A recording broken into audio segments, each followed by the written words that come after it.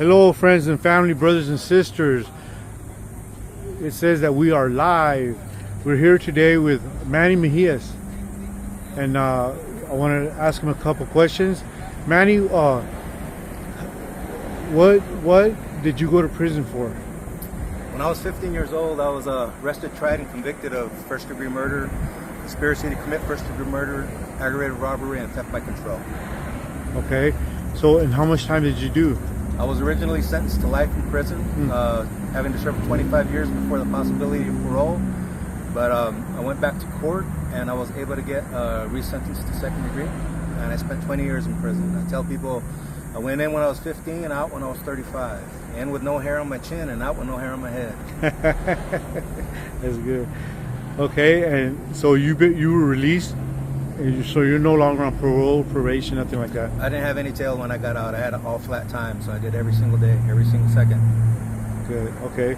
And what are you doing now? And a follow-up question to that is, what have you done, or what has helped you to stay out? Because I think you've been out 16 years now, right? 16 years, yeah. Yeah, so what I'm doing now is I'm actually a reentry manager for a program called Invest.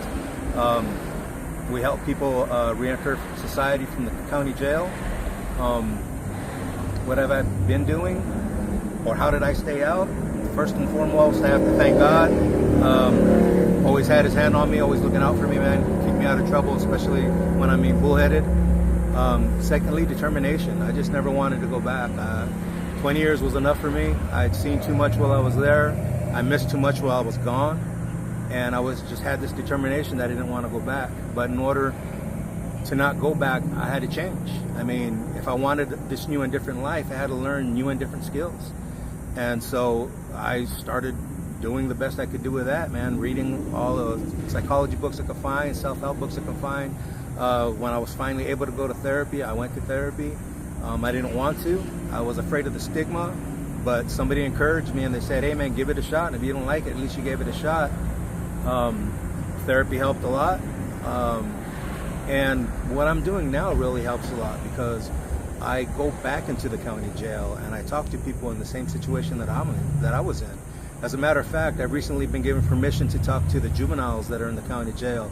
And it's a real wide eye-opener for them when I tell them, you know, I used to live in your dorm. I used to live in room 5. That was my room.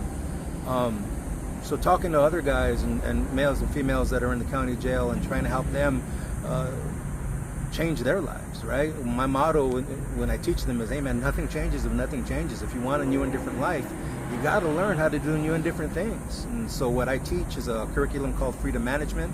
It's cognitive behavioral reconstruction. I tell people that it's a curriculum that was created by a system-involved person for system-involved people. And it's focused on personal responsibility and accountability, and really doing a lot of self-reflection and figuring out who you are. How did you become who you are, right? One of the things that I ask my students all the time is, you know, the purpose of this curriculum is for us to ask ourselves, why do I think the way I think? Why do I do the things that I do? Is it good for me? Where did it come from? And if it's not good for me, well, what can I do about that? That's where the curriculum comes in. I think I talked a lot right there. Do you have another question? Did that answer your question? Yes. Okay. Okay. And then you said, I believe you have a book, and then you have a book on its way. Yeah. Can you talk a little bit about the book that you wrote for the county that you're working through, and then also maybe talk about the book that you have coming out? Okay. So the book that I created, it's called Freedom Management, and we call it Freedom Management because, again, I'm working with system-involved people. And the hook of it is, you know, if you can't learn how to manage your freedom in a way that's proper, then the state or the feds or the county is going to continue to manage it for you, right? So we call it Freedom Management. Right now it's 28 different lessons. Again, it's cognitive behavioral reconstruction. The book that I'm actually working on now, it's called The Pathology of Prison Disorders. It talks about complex PTSD. It talks about post-incarceration syndrome, imposter syndrome, things like that. And these are things that happen when you lock up somebody, when you put somebody in confinement. These are kind of traumas they experience while they're there. There's a lot of social media right now that are prison channels, and they're telling war stories and everything. That's not Hollywoodized. That's not them trying to scare you. That's real life stuff, man. I know I witnessed it firsthand, and it does something to you. It causes moral injury, man. And unless you work that out, it'll continue to bother you, and it'll continue to ruin your life. So I'm researching these things right here, and I want to put that together for people so that they can understand what a person goes through while they're incarcerated, and what they go through when they get out, and maybe how we can help. So, and then that's what you just explained right now, that's the book that you already wrote? And how about the book that you're going to write, or that you are writing right now? So the book that I wrote is Freedom Management. The book that I'm working on right now was The Pathology of Prison Disorders. And that's the one that talks about the different traumas and whatnot. Okay, good. Is there anything else that you would like to add that I maybe didn't ask or say? Because, you know, I have 1,500 subscribers, so I'm hoping and praying that the word will get out. Maybe somebody has somebody incarcerated. Maybe if you give me your information, I can put all that information for people that have loved ones that are incarcerated. That I could pass on your information so they can contact you. Definitely. One of the other things that I'm working on is I'm trying to work on sensitivity training for employers that are employing formerly incarcerated people, so you can understand the way our minds think, and understand how to deal with this a little better. One of the things that I like to tell people all the time is, if somebody gets into an accident or goes to war or something, and they're missing an arm or a leg, it's obvious that there's something wrong. It's obvious when you see the prosthetic. But things like prison, they cause an injury that can't be seen, and how do you deal with that? If you saw somebody missing an arm or a leg, you'd want to have a conversation. Hey, do you want us to treat you like everybody else, or do you want us to hold the door open for you? But when you don't see the trauma, when you don't see the disability, you don't know how to treat that person, and that's problematic.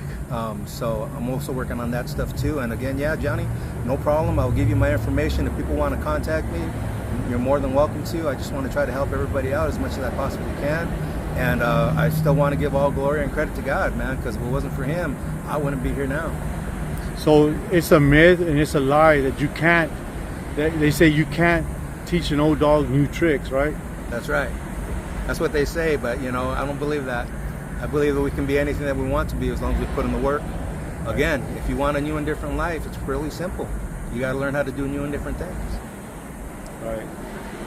Okay, Manny, I appreciate your time. I appreciate, I'm going to share this on YouTube. Is that okay with you? Sure. Okay. You have my permission. And then also, who do you work for? I work for Pima County. The program's called Invest. It's out of the Behavioral Health Department. Okay, so I'm going to put all that, how people can get in touch with you, in the description box. So if anybody wants to get a hold of Manny, they can get a hold of Manny, and I'll put all the instructions and information on the description box. Once again, thank you, Manny, for your time. Thank you. And for your knowledge. Appreciate you so much.